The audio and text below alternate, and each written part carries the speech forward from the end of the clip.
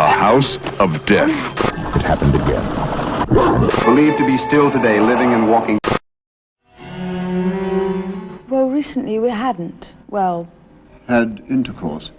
There's no need to be embarrassed about discussing sexual matters with me. I had an abortion a few months ago. Are you afraid? Afraid of the man who defiled you? I was put on this earth to combat sin, and I shall use every available means to do so. That priest I went to see is insane. She threw herself out of a window. My poor woman. Don't pretend you're upset. I know you killed her. Did you say you lived with Miss Welch? Yeah, that's right. Last 2 years. The man who deserted her? The man who forced her to abort your child? You're changing the subject. And I ain't leaving without that tape. You can't put in more earth than you take out, can you? Oh, Father, there's a man. And if there's a man, there's got to be something inside, hasn't there? I was right to punish this man. To destroy the face that charmed and lured you. Are you going to come and see me, Jenny? Or am I going to have to play this tape to somebody else?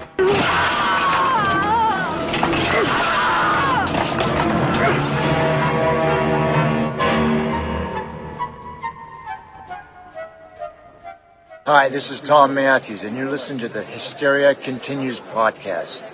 And indeed you are. Welcome back to the Hysteria Continues. This time we're going back to merry old England and another one of Pete Walker's Shockathons, House of Mortal Sin, aka The Confessional, aka The Confessional Murders from 1976. His controversial follow-up to Frightmare, which is Erik's choice. So I was going to say this is episode 313. Erik, how are you doing today? I'm doing okay, thank you very much. Excellent. Is it warm in your undercarriage? Yes, but supremely cloudy, as only you would expect from Dublin. So why are you putting on an English accent then? I don't know. Maybe it's the influence of the House of Mortal Sin. It could. Well, there's lots of plums in the mouths in House of Mortal Sin. Very very mid-70s English.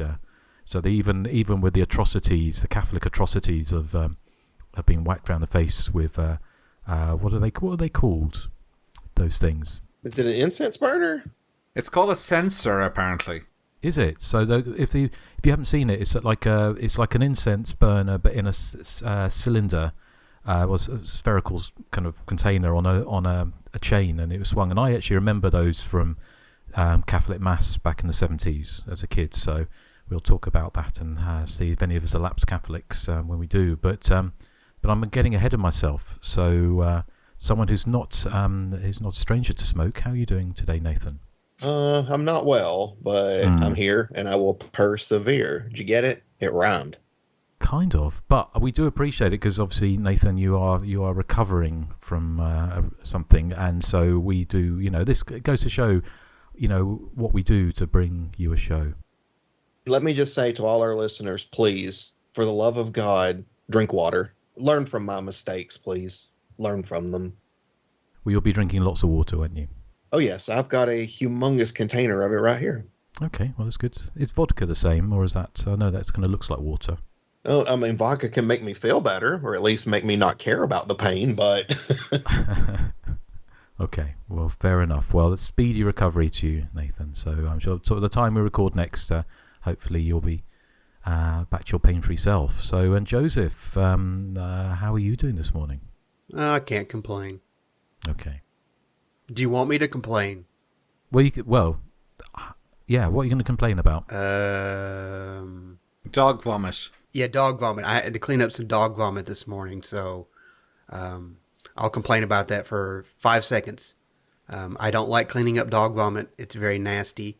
Yeah. It was yellow and nasty and sickly looking, but there, 5 seconds over with. Yeah, I think vomit's the worst for me. Worse than poo? Well, I think it's the smell of it. I think it's that kind of acidic. But anyway, we don't really want to. People are not listening for the. They want horrors of a different maybe they are listening for that. Yeah, they want to know which is worse, poo or vomit. No, I think they're listening for filmic horrors rather than real life kind of scatological and biological horrors. But anyway, we won't bring you. That will be a different show. Maybe a Patreon special, although maybe not. So anyway, yes, we are back. It is hot as hell here, so again, sweating through, bringing you to Hysteria Continues. And what have we been watching recently? And Erik, I believe, I haven't caught up with it yet, but I believe you caught up with a movie this week. Oh yeah, I saw Maxine, which is, of course, Ty West's sequel to Pearl and X. So I would kind of agree with what Joseph wrote about it on the Hysteria Lives website. I think it's the weakest of the three. I mean, I still enjoyed it, but it didn't have the sort of the wow factor, I suppose, of Pearl in particular. Like, Pearl had a real sort of heart to it as well as a nastiness to it that I really liked, and that's kind of missing from Maxine, sorry. And Maxine's a sort of a colder film. I did love the sort of 80s look, the 80s hairstyles. The director of this film that Maxine has got herself booked on has these huge shoulder pads that would be, at home on Dynasty or Dallas, and are very 1985. It has one standout gruesome moment involving a stiletto and a scrotum, but it's not overly violent, I would say, apart from that. I'd like to watch it again just to see what I think, because it does take some twists in the final half hour that are kind of a bit gonzo. But no, I mean, I really enjoyed it. I think the trilogy it works really well. I was hoping for more from Maxine, to be honest, because it was going to be set in 1985, which is kind of the a sweet spot for me, and I was hoping to have that sort of be sort of knocked out by it like I was with Pearl, but it's still really entertaining, I thought, and it's 1 hour 40-ish, I think, so it's not too long. Because I know, Joseph, you reviewed it for Hysteria Lives. I haven't seen it yet. I know it's just kind of come onto streaming. But I was always curious because it was kind of, before it got released, it was variously kind of dubbed as his kind of Ty West's kind of slasher movie, 80s slasher movie, or an 80s take on Giallo. Does it satisfy that at all, or is that really kind of misselling? Well, for the first hour or so, it has a mysterious black-gloved killer, but there's no kind of stalking scenes. There's lots of scenes of friends of Maxine saying they're going off to the hills, Hollywood Hills, for a party, and then they're never seen again. But you don't actually see what happens to them. You see the aftermath, but that's about it.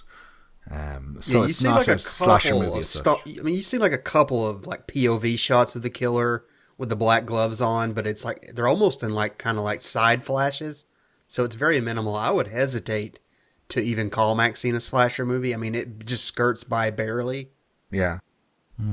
So it kind of seems from what people are saying and what you and Joseph said, it kind of seems like Ty West was kind of quite keen to subvert expectations, which works sometimes, but sometimes it doesn't. So I'm curious to see it, when I do get a chance to watch it, and hopefully I will this week. But Nathan, have you had a chance to watch Maxine yet? No, and I will admit the lukewarm response is not making me super excited, but I do love the other two movies, so I'll still see it.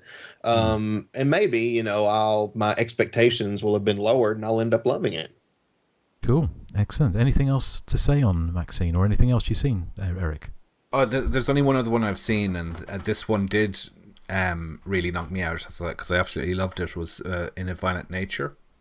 I loved its... Well, the director has described it as ambient horror, so I love the fact that there's no score to the film, for starters, and that it just relies on sound effects, apart from the occasional bit of music you hear coming from a stereo. I mean, I know that the sort of endless scenes of the killer stomping through the forest, not doing much, will probably try the patience of a lot of people, but I find that there's something kind of zen about watching that, just hearing the sound of footsteps. It was kind of like, that ASMR thing that's been kind of all the rage in the last 5 years or so. I really liked it. I thought the gore when it came was really outrageous in places, particularly that girl was she doing yoga on a cliff top? And I love the simplicity of it. My fear going into it was going to be, quote, elevated horror, and it's not, because the script as written reads just like any trashy Friday the 13th sequel, which is great. What makes it different is as we know, the the point of view that they take with the film, which is just to follow the killer around, and it's the victims this time that are kind of in the background, and you don't really, they're not really the focus of the film. I think you mentioned, Justin, that you compared it to like watching somebody play the Friday the 13th game on PlayStation, which it is, I suppose. And I mean, I kind of like watching other people play as Jason on the Friday the 13th game. Yeah, I thought it had some like suspense and scares. Or people are saying that because there's no score, that the film is lacking any kind of oomph.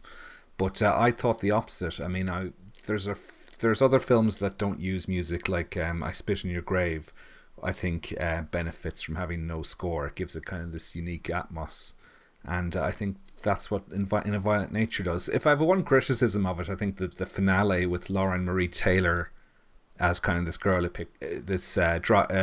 older woman who picks up the final girl doesn't really amount to much. It doesn't really go anywhere, and they could have really ended the film 10 minutes earlier. But I loved it. I really liked it. I thought it was really refreshing. I thought for me personally, it felt the closest to an early 80s slasher film that anyone has accomplished in this millennium. There's other people have tried to capture the spirit of the early 80s slasher, and this is the only one that I think has succeeded. What a complete surprise from you, Erik. It's going to be interesting to see, because they've just announced a sequel, haven't they? So it doesn't really... Well, it kind of lends itself to a sequel, but it kind of doesn't. In so much that... I don't know, kind of the whole thing about the sequels is go big or go home. So quite what they'll do with something that is kind of... I mean, the weird thing about In a Violent Nature is you've got this kind of very over-the-top gore, but then everything else is understated, generally. So it's got that kind of weird approach, and whether or not that has the kind of the sequel potential, as in something that's repeatable, like the kind of the whole setup of, say, like a Friday the 13th, you can do over and over and over again, like in the game, and it sets itself up because there's something about it that as slasher fans we can really enjoy. But whether or not this really lends itself up for that kind of repetition, I don't know. It'll be interesting to see. Yeah, well, one of the things I loved about it as well is it's set in the woods, which is my favourite location for slashers. So I was trying to think, like, if this film was set in suburbia or, in a city centre or something, would I be as enthusiastic? And I probably wouldn't, but the fact that it's set in the woods gives it that extra oomph for me. So do you think it will get to part 10 in space, in the Violent Nature in space? Oh, yeah. Yeah. It'd be interesting to see. Yes, and do you like the woods so much? Is that because where you find bears? Yeah. I thought so. So, okay, well, thank you, Erik. Let's see Joseph, have you caught up with anything? I saw Trap. Oh, yeah. Okay. The new M. Night Shyamalan movie, and I really enjoyed this one a lot, actually. First off, the plot is absolutely preposterous and stupid on every level, but that seems to be M. Night's forte, taking obscenely asinine stories and spinning them into something watchable. And that's what he does with Trap. And I think the more insane a premise becomes, the more he tends to cut loose from his kind of artistic excesses and focuses more on the zaniness. And that's what I got from Trap, which is basically, without giving too much of anything away, about a serial killer at a Taylor Swift concert. I mean, that's the gist of it. You get M. Night's daughter in a flagrant case of nepotism, playing this pop star who sings incessantly and acts with, I guess, much cessation. And unfortunately, she's kind of the linchpin for this plot that unfolds at a concert involving the police department, who are basically using this concert of this pop star to catch a serial killer who's there in attendance. And yes, it's as dumb as it sounds, but then you also have Josh Hartnett having so much fun playing against type and kind of outsmarting everyone around him thanks to a hilariously kind of lousy script. You kind of forget all about M. Night trying to have his cake and eat it too with his daughter's inclusion in the film. And it just becomes this dumb, really dumb popcorn thrill ride with characters behaving in such a manner as to kind of beget the next plot twist. And, I like those types of thrillers, and M. Night seems to have a knack for them lately. I can appreciate and love his earlier stuff, like Unbreakable and The Sixth Sense. I look at them as exceptional film pieces, and I even love them both, but I think the dumber his films seem to get, the more fun I'm admittedly having, so a big thumbs up for Trap. It's getting tepid reviews I see, but I had a blast with it.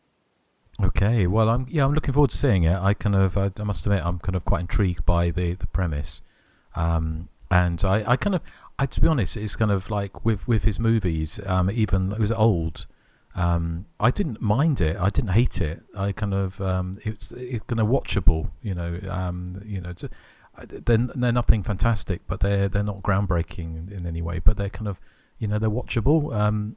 It sounds like this is kind of along those lines, and so yeah, I'll probably enjoy it. Whether or not you like M. Night's movies, one thing you can say about his movies is they are his movies. I mean, he recycles some plot elements from other films, but they are just so totally him. You can tell when you're watching a M. Night movie. But like I said, the more farther out he gets with like his storylines, the more I'm having fun. So go see Trap. I thought it was a lot of fun. Does he still have to shoehorn in the twist at the end or not? Well, this one doesn't really have much of a twist at the end. There's kind of a twist-ish halfway through. It's kind of obvious, but no real big, huge twist. I mean, there's a few little plot twists here and there, but it's kind of more of a standard thriller. It's kind of something he hasn't really done yet. So it's kind of just one of those popcorn thrillers, I guess. Cool. Excellent. Well, I'm taking no one else has seen The Trap because I know it hasn't come out here. So, Erik, I presume you haven't seen it. And not yet, no. But I do like M. Night Shyamalan's more ludicrous films, the ones that the critics hate. So I loved Old, which they all kind of jumped on. I was less enthusiastic about A Knock on the Cabin, which the critics were more enthusiastic about. So Trap does sound like something I would enjoy. Cool. Excellent. Okay. And anything else, Joseph? No, that's it for me. Cool. Okay. Well, Nathan, how about you? I watched Lake Bodom, A Heartwarming Tale of Friendship that Justin recommended. Oh, yes. It's kind of your classic slasher setup. Group of four friends go to this lake where, years earlier, this group of campers were butchered and the killer was never caught. I don't want to say too much about it because it takes some directions that I wasn't expecting, which is good. I mean, it kind of threw a few wrenches in there that I didn't see coming. So I was actually really happy that, it was able to do that. It is a bit, part of it kind of reminds me of Wolf Creek, just like the villain and the what the young people go through, something along those lines. I would say kind of reminds me of Wolf Creek. But in general, like it's really good and honestly better than I expected it to be. So I would say if you want to see like a pretty good slasher with maybe some, I don't know if I'd call it like twist, not really twist, but just like it going in directions you wouldn't expect, then yeah, I would definitely recommend it. Cool. Well, I'm glad you enjoyed it. It's streaming on Shudder where I am, so it may well be in other areas. It's kind of it's a Swedish film. Is it Swedish? No, it's Finland. So based on there was a real life unsolved murder of 4 campers or 3 campers, and on an island off Lake Bodom back in 1960. And this kind of got a kind of meta feel to it, where it's these 4 are going back to Lake Bodom, and 2 of them got the intention of recreating the murder scene, but trying to solve out who was the killer, and then it kind of the question mark remains about is the killer still alive, and all those kind of things. It has fun playing with it. But Erik and Joseph, did you watch that, or I don't know if you've had a chance to? Not yet. No, I don't think I've seen it. No. Okay. Well, fair enough. So excellent. Okay, Nathan. Anything else? No, that's all I've had time for, I'm afraid. Cool. I was curious, have any of you guys seen Longlegs yet? No. Not yet. I was meaning to, but I'm hearing a lot of people are underwhelmed by it. Yeah. I'm going to find out tomorrow because it's bizarrely, my cinema in Spain here, which has one film in original language a week, and especially in the summer holidays, it's been like things like Inside Out 2, or quite often for some reason they have like Japanese manga, which of course being Japanese with Spanish subtitles. So it does occasionally gets kind of odd films, like we saw Love Lies Bleeding a few months back, but they're showing Longlegs tomorrow night in English with Spanish subtitles, so I'm going to go and see that. So obviously I did actually, well, funny enough, I watched the Black Coat's Daughter, is Osgood Perkins, one of his earlier films, which was also called something else. Was it called January or February or something? And it was kind of, I kind of imagine it's a kind of film that might annoy Erik in so much it's kind of that, I would say that it's that kind of slightly elevated horror, in so much it's stuff that's going on that doesn't actually make a great deal of sense, and you get to the end of it and it's kind of more of a mood piece than a coherent story. So I'll be curious to see if Longlegs if it's different. I mean, obviously I'm very curious to see Nicolas Cage as a serial killer, and Maker Monroe's obviously been in some fantastic movies. He tends to choose good movies. So I'm looking forward to checking that out. A couple of other things. Did I mention The Ridge on the past show? No, you mentioned it in private, but not on the show. No, because I'm going back to the UK for a couple of weeks. So I've got family over. So we're going back, sort of having a bit of family time. So I've been kind of trying to watch all the movies I need for the podcast, and also for Hysteria Lives, sort of trying to get some reviews kind of done and ready so I can post while I'm away. And one of them was, it was recommended to me. It's a movie called The Ridge from 2005, and it's like a tiny budgeted movie, and it's got that kind of time-honoured plot of four friends go to a cabin in the woods and find out an urban legend is true and menaced by a hooded killer. And so basically, so far so kind of generic. It's kind of it is super low budget. I mean, we're talking kind of thousands of dollars rather than anything else. But it's actually I think it got released on one of those kind of 8 movies on one DVD or something like that, kind of one of those kind of movies that was so it's like a terrible kind of quality. Yeah, the budget was $2,400, but the funny thing is the movie actually, once it gets going, it's very talky in its first half, and it's got some of the problems you get with low budget movies, like the sound quality isn't always great. Sometimes people talk over each other, sometimes it sounds a bit muffled. Once you actually get the slasher movie going, it's actually really, really effective. And the killer in this is called the Ridge Runner, and it's this legend of this kind of basically runner in this executioner's hood, who and in the movie he or she doesn't stop running and chasing these teenagers or early 20-somethings around this house, and offing them one by one. And it's really effective. It's really kind of well done. I was quite surprised. So it just goes to show, even with a budget that small.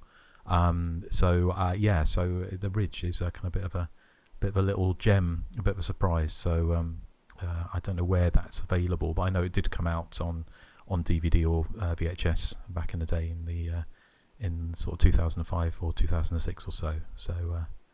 So there was that, and I don't think there was anything else apart from obviously what we're covering today.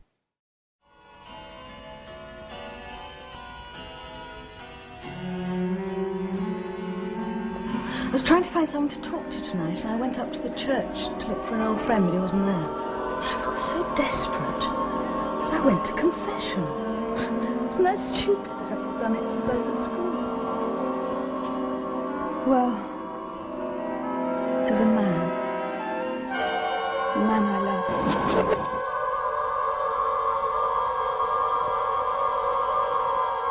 Look to your children. Are they pure? Are they blameless? Think of the spiritual rewards we'll find, Jenny. Here.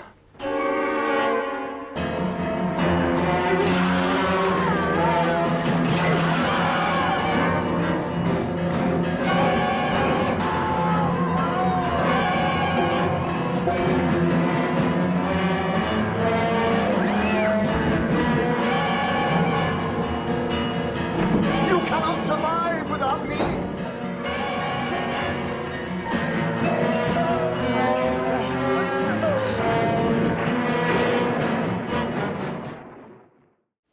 Okay, so Pete Walker's House of Mortal Sin unravels a sinister narrative within a quiet English parish. When a devout young woman seeks solace in confession, she falls prey to a predatory priest. As his dark secrets unravel, she must fight to escape his clutches before becoming another victim of his twisted desires. So House of Mortal Sin is, this is my first time watching this film. I've just picked up 88 Films have brought out a box set of Pete Walker's horror films of the 70s. So this is one of 7 Blu-rays in it. The others are Die Screaming Marianne, Flesh and Blood Show, Frightmare, Schizo, The Comeback, and am I missing one? Maybe I'm not missing one, I'm not sure. But anyway, when it comes to British horror, I prefer it when it's kind of set in contemporary times. I love these 1970s set ones. Hammer has never really done anything for me with its sort of set in days of yore. I kind of love the time capsule vibe you get from Norman J. Warren and Pete Walker's 70s horror output. I was very young in the 70s, but the look of this film is kind of how I remember the 1970s as looking. So the House of Mortal Sin is not a whodunit. It's a slasher of sorts, but it's not a whodunit. It's about a priest obsessed with trying to punish sinners in a bid to sort of make this a better world. So the premise is really, really far-fetched, because who can imagine a Catholic priest doing harm to anyone? I mean, that's something that would never happen. And we know from the outset that this priest is evil. There's no sort of trying to hide him, or, like literally within the first 10 minutes, we discover that he's taping this confession that Jenny is giving to him, and he's kind of sort of getting off on asking her about her sex life. And poor Jenny has sort of ended up in confession almost by accident. She just went there to see her friend, who happens to be a priest, and she ends up having a confession with Father Meldrum, and telling him that she had an abortion, and this immediately starts an obsession between the priest has this obsession with Jenny. Then from then on in, he kind of fancies her, and we discover why later on. He also has a very sinister housekeeper, of course, played by Pete Walker's favourite actress, Sheila Keith. And she's quite sinister in this one, because she wears a pair of glasses, but one of the lenses is blacked out. So she looks incredibly quirky, I suppose, and sinister. And she's very much still playing the same type of character she did in House of Whipcord and Frightmare and The Comeback. Sort of stern and butch. What's quite startling about the film, and kind of fun, I suppose, is that Father Meldrum is really brazen about his sort of evil deeds. You get the vibe that he feels he's completely untouchable because he's a Catholic priest. He's like, nobody will ever believe that I would kill anyone, or that I would tape record someone's confessions, because I'm a Catholic priest. I can get away with anything I want. And poor Jenny, on the other hand, she has... There's films where the heroine is, nobody believes her, and you sort of feel her frustration throughout much of the movie. And the film doesn't have a happy ending. Spoiler alert. I also love the character of Mrs. Davy in this. She's this... Well, I looked up the actress's IMDb page, and she's only in her mid-40s when she filmed this, but she looks like she's in her late 60s. She wears a headscarf, and she's the mother of the girl who commits suicide in the pre-credit sequence. And she does that old giallo tripe that I know myself and Nathan always sneer at, where she says to somebody, I know the full truth about Father Meldrum. Meet me on Sunday and I'll tell you everything. Of course, she never makes it to Sunday. She served a dodgy wafer at confession. She possibly chokes on it, or maybe it's poisoned. So if it's the body of Christ, I wonder if she's actually choking on Jesus's knob. But if it's a poisoned wafer, then maybe Jesus's knob is really toxic and shouldn't be ingested. Yeah, talking of blasphemy, I know. Yeah, see, this is me trying to be outrageous, which is what Pete Walker was trying to do with this film, and David McGillivray. They saw that this is getting into a bit of background. They saw that films like The Devils and The Exorcist, because they contained blasphemy, they got huge amounts of publicity from the press, and this is kind of what Pete Walker was hoping for. He was hoping to be so blasphemous and outrageous that it would drum up loads and loads of business for him, but which didn't come to pass, unfortunately. But yeah, the House of Mortal Sin, I really enjoyed it. As I said, this is my first time watching it. I would say it's probably a little bit too long. It's 1 hour 45. Maybe 20 minutes off that might have helped, because it does seem to go on a bit. But I do love, like, there's certain murders in it. Somebody gets... Well, they don't get killed by a coffee pot, but they're maimed by a coffee pot and then finished off later in the hospital. And there's somebody is... I think we worked out it's called a censer, but it's like an incense burner that they get, whacked several times by. And poor old Stephanie Beacham, soap star of the 80s, gets strangled by rosary beads. So there's tons of sort of blasphemous imagery in the film. I mean, it's not terribly graphic or gory, but it's I suppose it's implied that all the instruments of death are, apart from the coffee pot, are sort of Catholic symbols. So yeah, I really enjoyed it. Love these 1970s set horrors, especially British ones, because they feel much closer to home for me, because Britain and Ireland kind of look the same. I just would have edited it slightly, maybe, because 105 minutes I think is stretching what is quite a thin plot, out a bit too long, I think.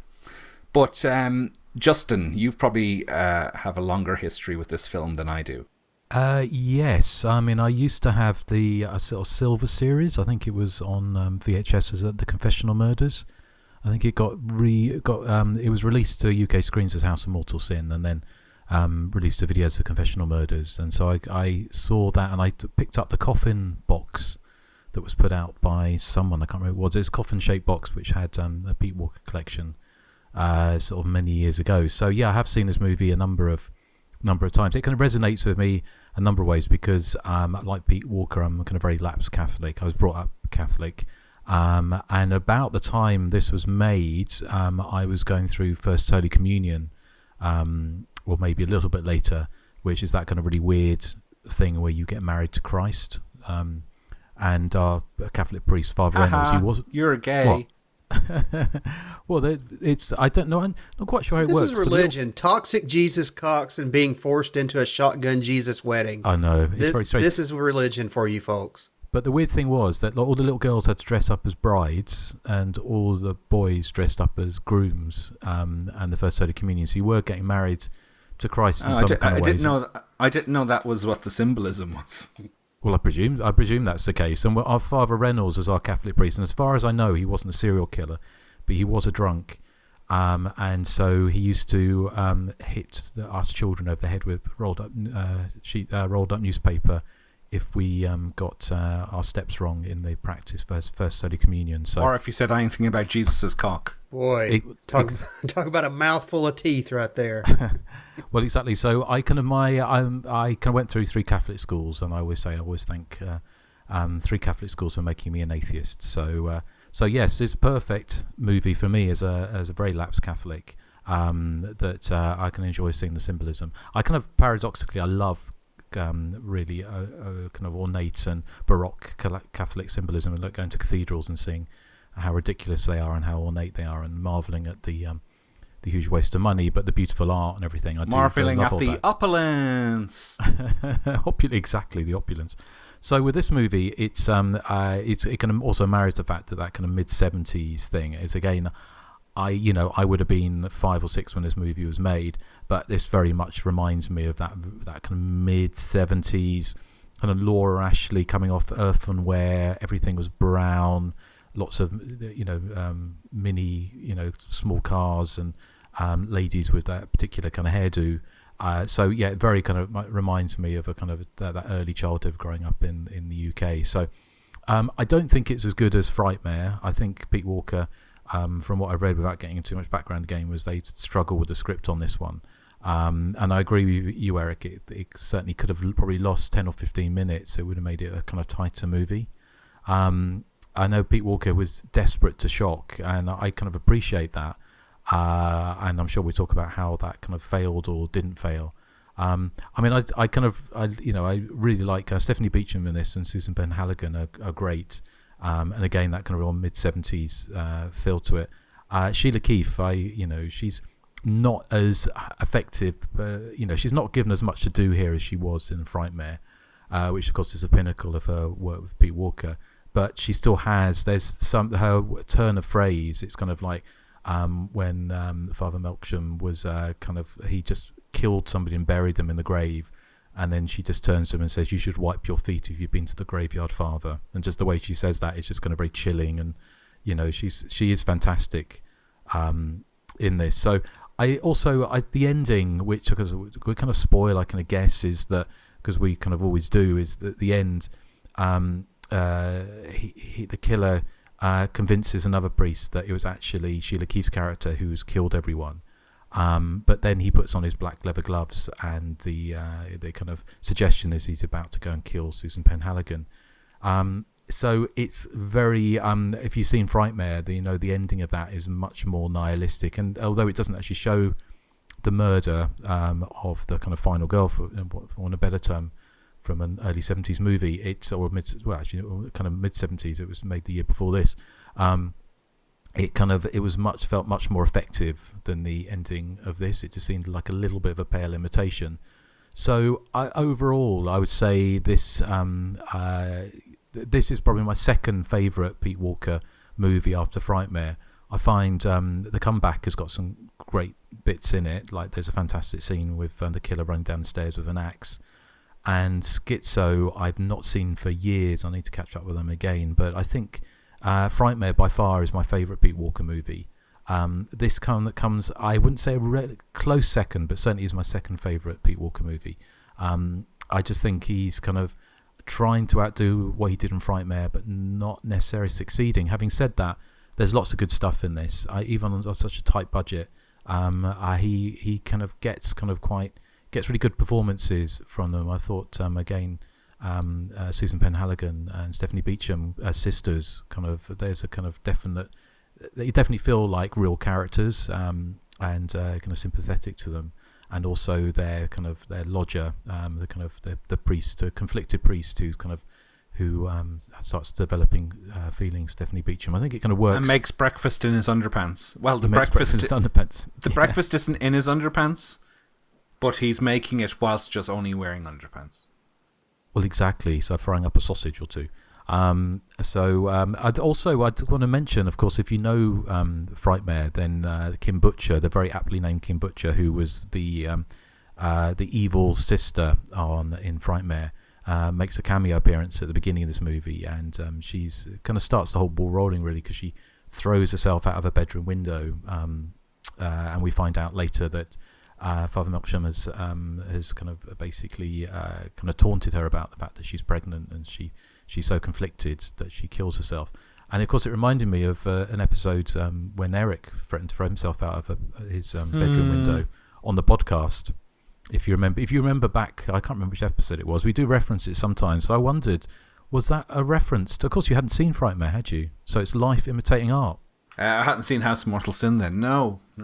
House of Mortal Sin. So I thought that was funny. The other thing I was just going to mention was that it's interesting about how the kind of shadow of the giallo was still kind of you see this like a number of British horror films from the time, especially the kind of psychological ones, definitely have kind of a giallo-y feel to them.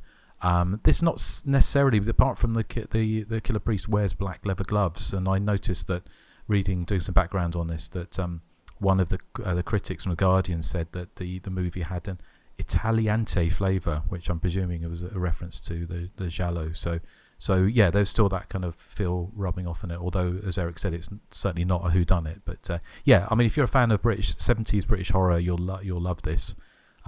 So yeah, definitely a recommend from me. But again, with the caveat, I don't think it's as Frightmare still stands head and shoulders as his best kind of shock feature.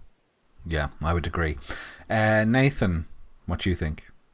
I'm gonna agree as well. I think Frightmare is Pete Walker's best film, and like Justin was saying, the ending to this one is not near as nihilistic as the one in Frightmare, because like the ending in Frightmare, you know what's about to happen, but the ending to this one, almost. I mean, when I first watched it, I won't lie, I almost thought it was missing a final act.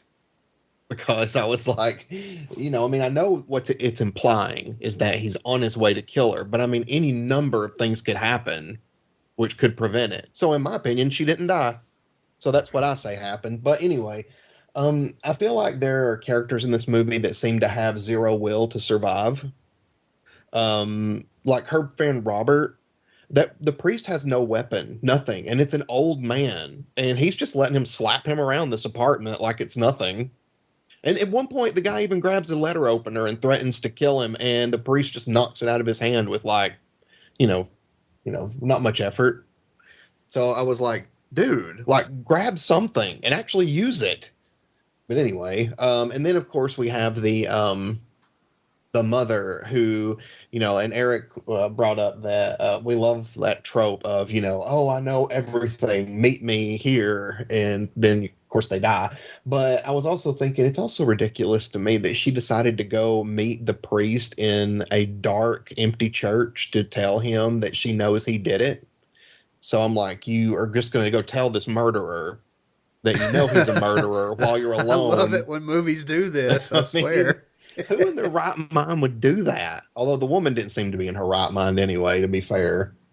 Yeah, I think the weapons the killer uses are interesting. The whole like Catholic imagery, the whole thing with the, I can't remember, sarcophagus. What'd you guys call it? Censer. Okay, so the whole thing with that censer, I thought was a very like inventive death scene. So I was like, that's really cool. I think the movie has a lot of good atmosphere. And of course, Sheila Keith is fantastic, even if, this role is a lot smaller for her. I think the actor playing the priest was really good as well. And might I just say, I find this priest to be a bit of a hypocrite. And the reason I say that is because, I mean, he's doing confessionals and stuff, and, he records her, which is against Catholic law or whatever it's called. Oh, that's what you have a problem with the Catholic Church. I'm still going, because I'm like, yeah, it's against the law. But then, not only that, he lies about it, and says, he tells lies and kills and everything. I'm like, how has he gone this far without not getting caught yet? I mean, he's completely insane. And like, I think it was you, Erik, or Justin. He's just so brazen with his attacks. Like the one I brought up with her friend Robert, like he goes there with no weapons, no anything. I mean, any number of things could have happened, but it just happened to pan out well for him. So yeah, I don't know how much longer his luck could hold out. And I found it, interesting that, I guess the quote unquote good priest, the younger one, he was so easily like talked into covering this up when he thought that, Sheila Keith's character was the murderer. Like he was totally fine with covering it up for the good of the church. I'm like, this movie makes the church look horrible. I mean, I don't think it needed the movie to accomplish that feat. So, goodness, we're heathens on this show. But yeah, I really enjoy the movie. I do think it could have been a little bit shorter, but I liked it. And all anyone needs to know is that. Oh wait, it is frustrating to me, and a lot of movies do this, but it's very frustrating to me when nobody believes the main character. And I mean, the hospital staff in this movie are about as useless as the staff in Hospital Massacre. She goes and visits her friend, right? And the priest shows up. And of course, she's like, get away from me, get away from me. And the people come in and like none of the doctors, nurses, none of them listen to her. They just assume she's hysterical. But then when they go back into the room, her friend's dead. And the only person in that room was the priest at the time. I mean, we're not dealing with Mensa members here. I mean, these people are just so stupid. I mean, it should at least raise an eyebrow like, okay, like he was fine, or, like he was alive, when we took her out of the room and the priest was in here for all of 10 seconds and now he's dead. I mean, come on. It doesn't take a rocket scientist to figure this out.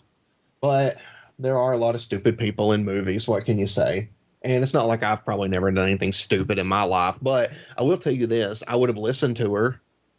We would have stopped that priest. She and I would have gone Nancy Drew Hardy Boys, and we would have sussed him out, and we would have thrown him off the top of the church. That would have been a fitting end. You could have done that, but you've probably been arrested for murder. Well, no, I mean, in this day and age, I mean, priests can go out and just butcher people, pretty easily. I'd say I could get away with it. That is possibly true. But anyway, I'm joking a lot, but it really is like a great movie, a great timepiece of the 70s, and, well worth watching. I'm just kind of picking at it a little bit for fun, but highly recommended. Cool. Joseph?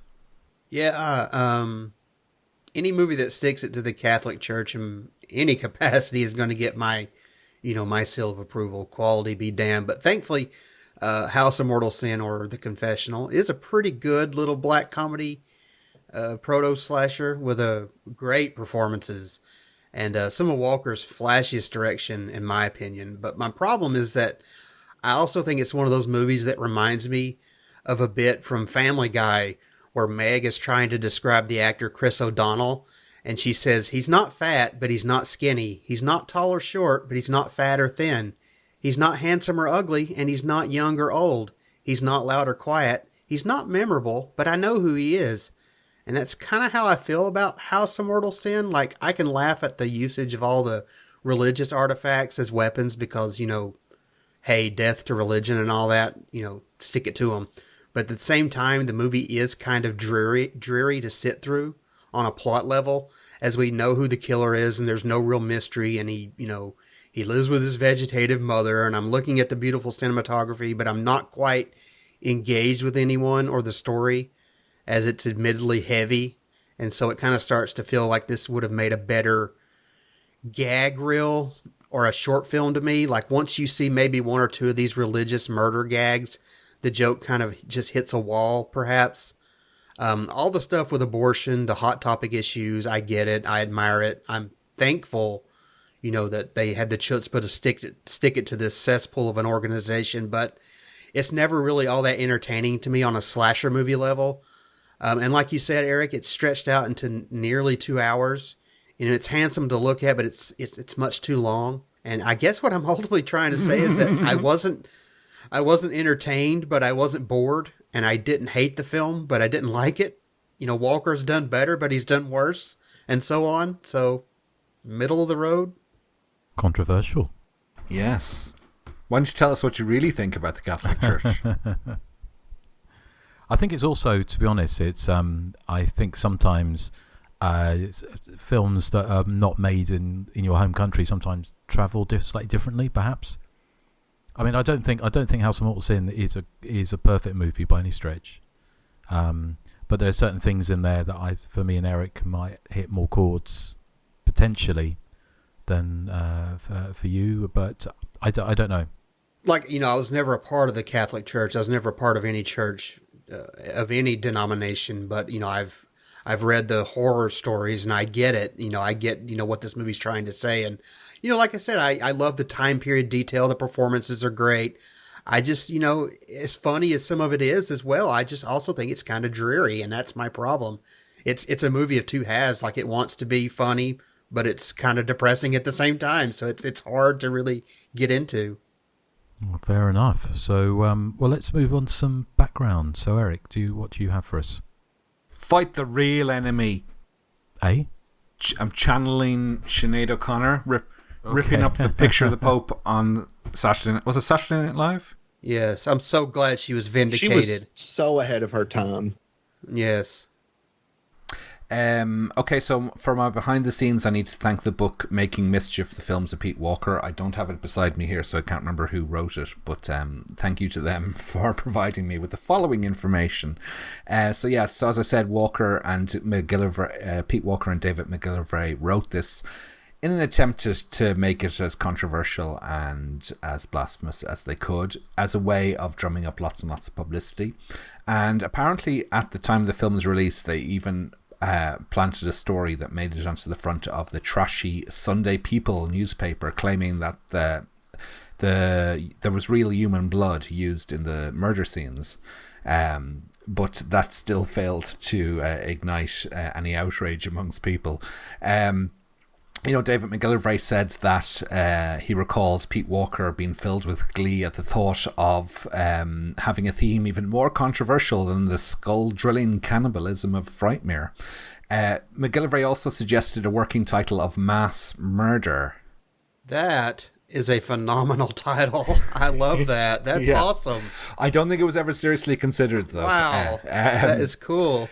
Yeah, so a rough synopsis was written in the summer of 1974 and got approval from Walker to get it expanded into a proper screenplay, but there was a lot of difficulty getting it sort of fleshed out. They finally got it, the script finalised in December of 1974, just as Frightmare was opening in cinemas.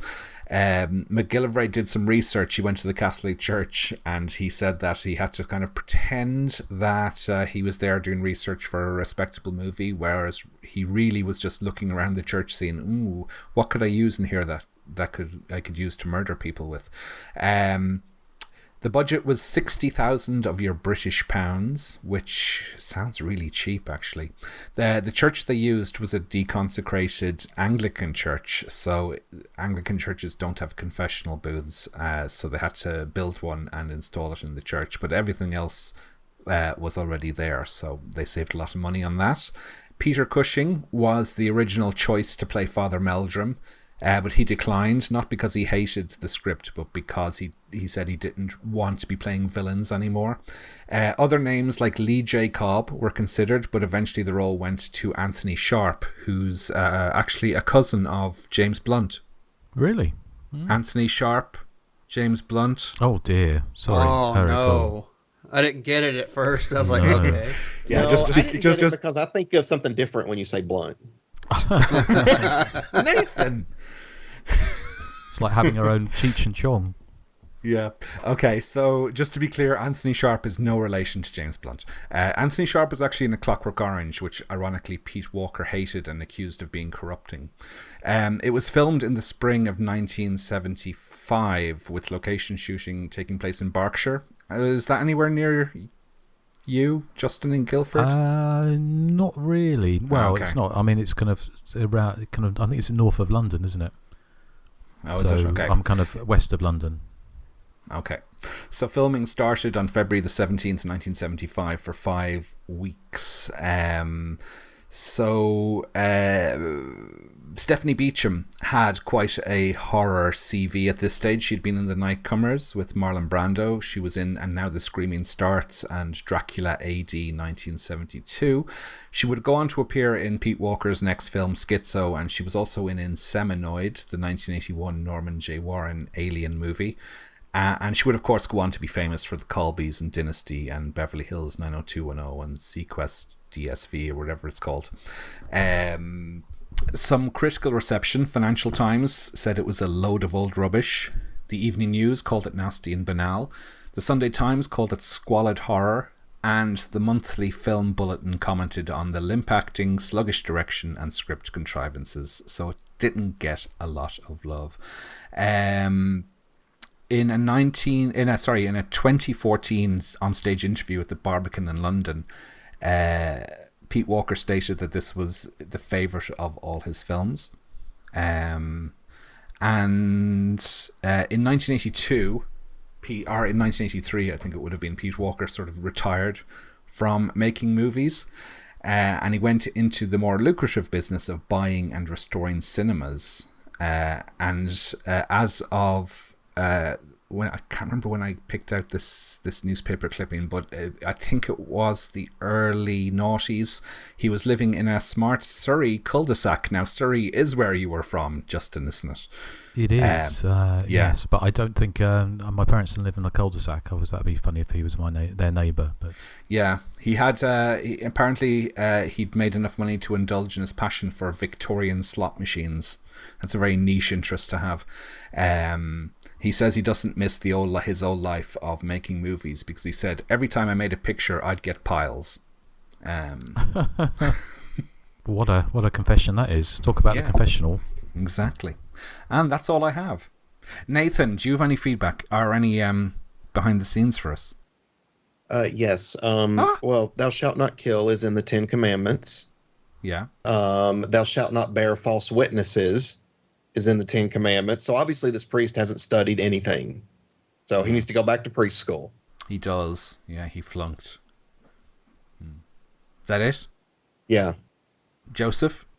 I think what you were looking for from Nathan was no. Yeah, that's what I was wanting. So you can have that from me for this. My head's a little spacey from the painkillers. My bad. Yeah, from the painkillers. Justin? Well, first of all, corrections corner. It's Father Meldrum. I call him Father Milksham for some reason, so I do apologise for that. But I thought you called him Father Milkshake for a second there. Maybe I did. But yeah, I mean, I've got that book, Making Mischief, as well. So so much of what you said, but literally, is you said what I was going to say, which I know is a kind of running joke, but that was actually correct. So a couple of other things that I'm not sure if you mentioned, but obviously, Frightmare, when it came out, it used the bad the quotes from newspapers and the reviews saying how awful the movie was on its poster. So Pete Walker was very keen to kind of sell his movies through outrage, and it's funny the kind of time this came out. This came out in the same, around the same time as kind of punk broke, so it had this kind of slightly anarchic feel because Pete Walker was very much building on the idea of outrage. He wanted to shock, and that's where he said his niche was to. I think he's quoted as saying, "My movies deliberately deal with distasteful subjects. They're out to shock people. Being sensational, that's my forte." So it's the kind of thing the Sex Pistols and punk sort of did the same year. So it's kind of interesting comparison. It was one of the first films, his first film that was distributed by a major, which is Columbia. And it got its premiere in the prestigious West End in February of 1976, and it's also, I think that's where I saw the Silver Series VHS when that came out. That was out on Columbia as well. You mentioned, which I thought I'm sure that was just some press ballyhoo, wasn't it? I'm sure no real human blood was used in the special effects. I think even back then they would have realised that actually splashing actors and actresses with real human blood was probably a recipe for all sorts of infections. So I'm sure that was just something that they kind of made up. I did find one thing. I did find which Stephanie Beacham has a memoir called Many Lives, and she dedicates all of about 3/4 of a page to this movie. But she said that she actually there's an irony here, I think, because she says that getting House of Mortal Sin was because God's golden light continued to glow on me, which I think was an irony given the kind of nature of the movie. And she said that it was because her baby, she'd only just given birth to her daughter, so it meant that she could bring her baby to work. And she said that Pete Walker was lovely, but they grew impatient with the sparks, which is kind of UK slang, I guess, for electricians on the set. And Pete Walker used to say, "Come on, hurry up, Stephanie's tits are filling up." So which she thought was hilarious. And it's apparently she called Susan Penhaligon Susie Penhooligan for some reason. Now I tried to find out if there was any reason. Did you hear that, Eric? Susie's a hooligan. But I couldn't find any reason. Maybe Susan Penhaligon was some kind of tearaway on the set. I don't know. But she went on to be it was like a soap opera, like a miniseries called Bouquet of Barbed Wire, which projected her to sort of household status in the UK the same year in 1976. And she did say, and I think it looks like that autobiography, I can guess. Her memoirs might be quite fun. It's a shame she doesn't seem to talk too much about horror stuff. Maybe she talks about some of her other movies. I don't think she mentioned Schizo at all, but she did talk about seeing House of Mortal Sin at its premiere in London with her husband, who looked suitably shocked, and she said the film was unspeakably bad, But then she also says in her memoir, "But I wouldn't have missed it for the world." So, and I'd say that actually Stephanie Beacham, unlike Linda Day George, is very convincing at playing a corpse in this. She has to lie in the back while other things are going on after she's been strangled with rosary beads, and she actually looks. She managed not to blink or move or see her chest going up and down like unlike Linda Day George in Mortuary, but which is a movie that I've just done a retrospective of on Hysteria Lives. So if you want to check that out. So which the press commented about, but so this was followed, wasn't it, by I think Schizo a year or two later. So I'm interested in that box set you've got, Eric, because obviously I have because I saw it had the Flesh and Blood show, which I don't know if we covered or not, but that was a kind of a proto slasher set on a kind of a pier, isn't it, with a Shakespearean, a troupe of actors being killed off by a Shakespearean actor, but it came in it's in 3D. But the 3D on the Blu-ray is just anaglyph, so it includes some red green glasses for you to wear, and it's not very good. It's not. I was going to ask if you've tried it out. Yeah, no. Yes, okay. So anyway, that's all the background I have. Okay. And I can tell you actually, let me just check, I've got the book here. Let me grab it. It's if anyone is interested in making mischief, it's by Steve Chibnall. The cult films of Pete Walker. So awesome. So, what was the consensus on the group, Joseph? Well, before I get to that, I wanted to mention one more thing real quick. I can't really speak for Nathan, but it was incredibly difficult to find Pete Walker films on VHS in my area back in the day. Was it hard for you, Nathan, to find his movies? The only one I can really remember seeing with frequency was Schizo or Schizoid or whatever it was called. For me, it was Frightmare. I could find Frightmare at several places, but I don't remember ever seeing, House of Mortal Sin or The Comeback at any of my local video stores. But they did have Frightmare because that box scared me. Okay, well, what was the consensus on the group, Joseph? 18 comments overall for House of Mortal Sin, and a lot of really good ones from Facebook and Instagram in particular, so it was tough choosing the standouts for each of those. But on Facebook, Sean Guerrero says, "The brilliant premise is executed effectively, sustaining a dark allure throughout, bolstered by compelling performances with director Walker crafting a superb atmosphere. But I can only imagine it would be even better if it delivered more gruesome kills and over-the-top violence throughout. But for what we get, considering this is the proto-slasher era, it is one intriguing Catholic slasher."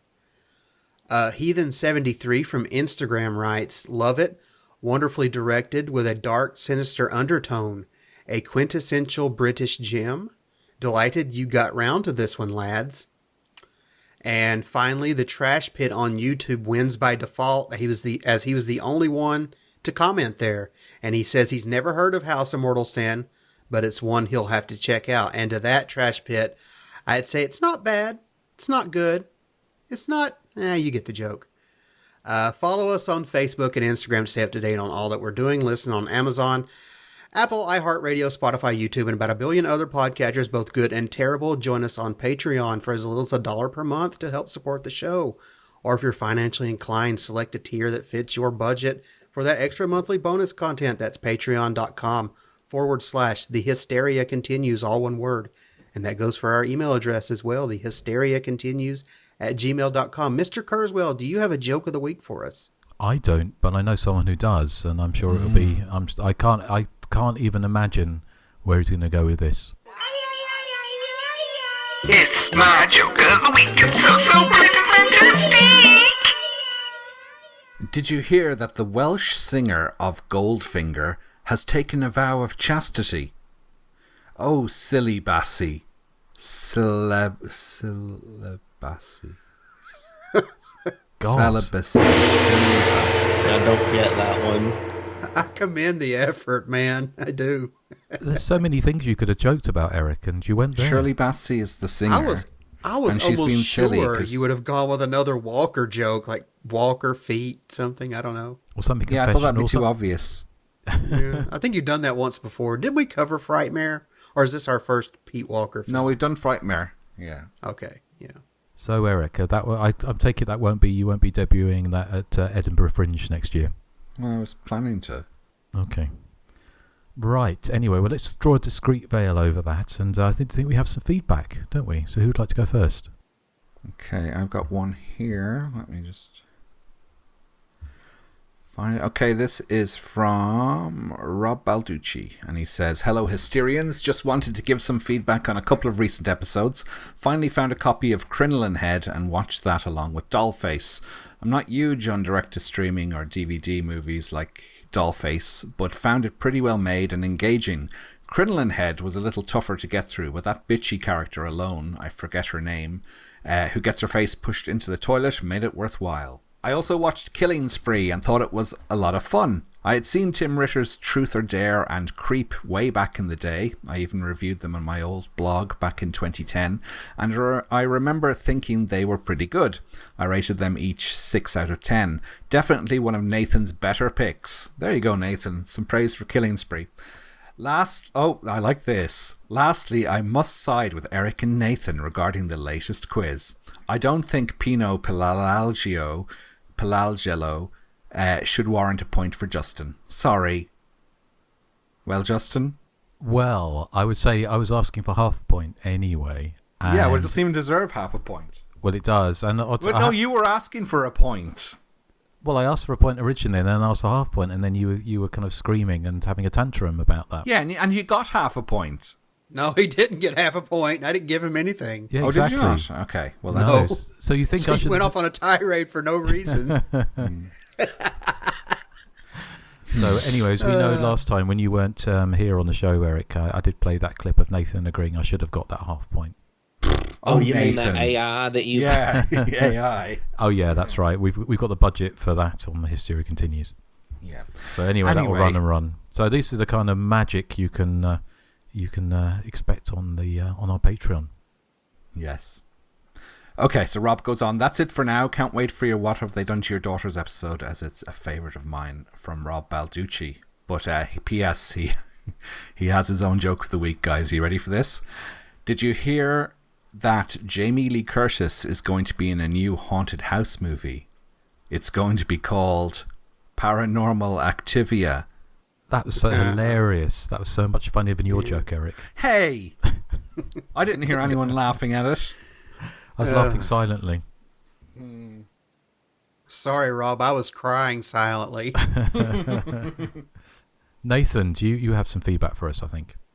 Yes. It says, hello, fellas.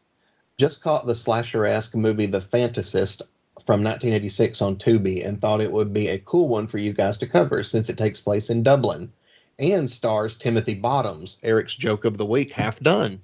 Loving the podcast as always and wish you well, Lou from Boston. I've not seen The Fantasist, Lou. Is that from the same director as Wicker Man? Is it? It might be, actually. Because you had like the iguana with a tongue of fire, didn't you, set in Dublin?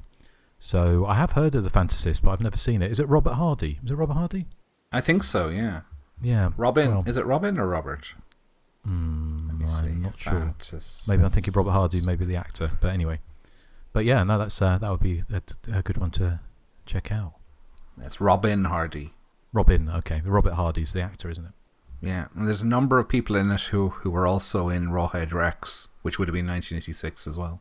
Ah, okay. Was Timothy Bottoms, was he in Blind Date, the Nico Mastorakis movie? Or is he not the one who's in that Killer Fish movie that we did on Patreon? Or is that Joseph Bottoms? Oh, well, I know Timothy Bottoms played George Bush in a sitcom, but I don't remember him. He was in Blind Date, wasn't he? I think so. Well, one of them, there's a couple of Bottoms brothers, wasn't there? Which sounds like some kind of video you might find in certain channels on in a Spanish supermarket. Yes, but okay. Anyway, so yes, well, we'll look out for The Fantasist, and I have one here. This is from Miles Hamer. Says, "What's up, you selfish relatives? Hope all's well with your good selves. 2 questions, if you don't mind. Firstly, like Erik and Nathan, I'm a huge 3D fan and will watch anything in the now sadly dwindling format. However, my holy grail is the true 3D blue of Friday the 13th Part 3 3D. There doesn't appear to be a proper 3D release of it outside some bank-crippling box set from a few years back. Do you guys have it? It's okay, I'm not asking for a lend or anything, just curious. The nearest I've got to it is the crappy Anaglyph broadcast version taped off the UK's Channel 4 from 2009. Remember that? I have that, the Scream Factory box set, and it does look spectacular, and I think I'm not alone, am I? Yeah, I have it as well. I think it's great. Yeah, it's really awesome. It's a real shame the whole 3D thing kind of has gone the way, because you can't buy 3D TVs anymore, which is a real shame. And the only way to watch it was great is obviously on projectors and stuff. And I'm not even sure if the newer projectors do 3D, so which is a real shame. But yeah, if you ever do get a chance to see it, it does look fantastic. And that Friday, that I do remember that Channel 4 broadcast and struggling through that. So Anaglyph would do it at a pinch. It kind of worked better, I think, in some of those old 50s movies. But when things were kind of like retrograded or downgraded from sort of real 3D to Anaglyph, I don't think it worked nearly as well. No, I do remember that Channel 4 broadcast. Yeah, I mean, I'm sad as well because I only jumped on the home 3D bandwagon in 2021, so it was, I think there might have been half a dozen 3D Blu-ray releases since then. Yeah, I mean, sure, it'll make a comeback at some point, but hopefully, I know talking of obviously the Jaws 3D, Jaws 3 3D, which was like in real 3D, I think, but that was a kind of pretty terrible 3D disc.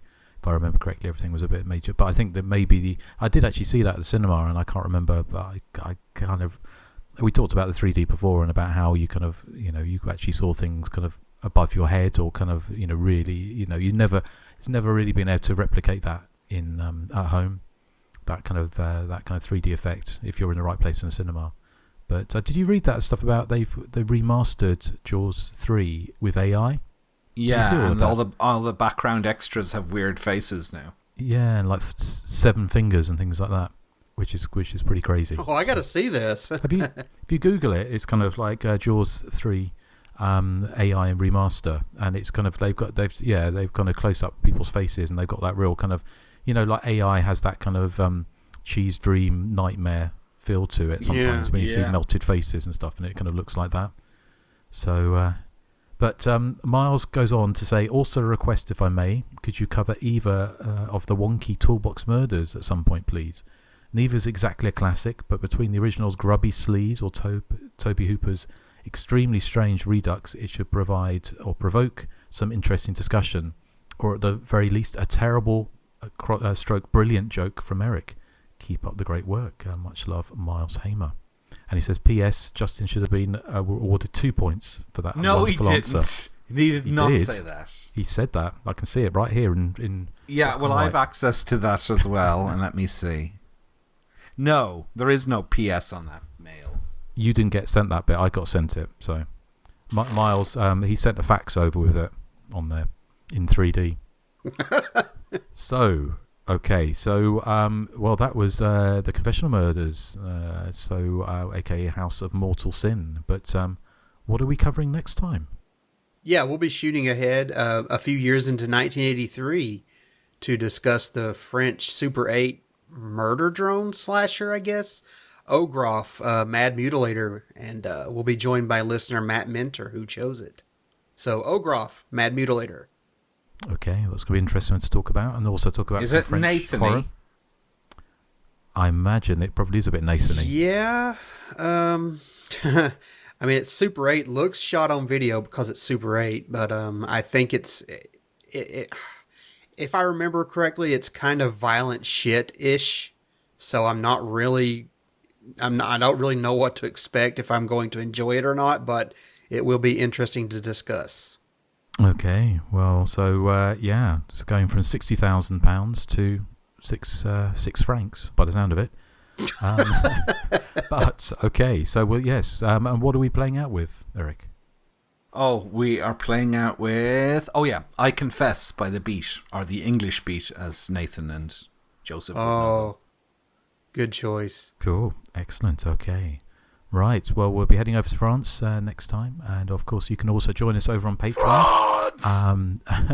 And we've got lots of good stuff and some very bad stuff going on over there. So do join us over on Patreon if you get a chance. Okay. So I guess I say, I'll say. You'll say bing. Bing. I shall say sort of blessings to you, my children, and say goodbye to the good people. Bye. Goodbye. So long. Bye-bye, all you sinning cocksuckers. I confess it's a